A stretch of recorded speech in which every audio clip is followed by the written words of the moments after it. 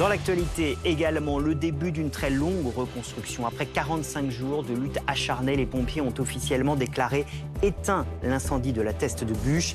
Les habitants vont pouvoir retourner chez eux, mais sans forcément pouvoir y vivre. Tout est à refaire, nous serons sur place dans ce journal. Patrick Marlière, bonjour, vous êtes météorologue, directeur d'Agathe Météo. On entend ce coup dur pour le moral. Tous les Français l'ont pris avec ces incendies, ces méga-feux qu'on a connus cet été. On a véritablement vécu une période exceptionnelle. Sans nul doute. Quand on regarde d'ailleurs les données météorologiques, tout vient appuyer cette constatation parce que l'été, c'est vraiment l'été qui sera l'été le plus chaud depuis 2003. En sachant qu'en 2003, il y a eu cette canicule exceptionnelle au mois d'août, ça reste vraiment le deuxième été le plus chaud. Et ça, d'ici la fin de ce mois, il n'y aura pas de souci.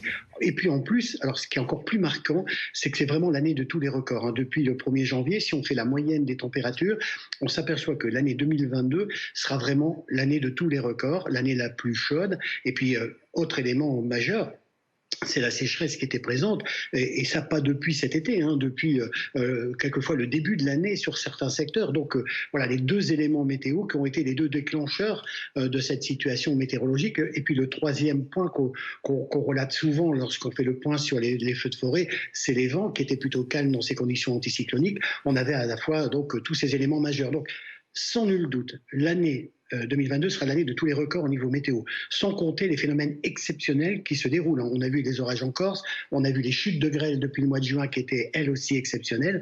Donc voilà, tous ces éléments réunis font que, effectivement, on se souviendra de cet été 2022.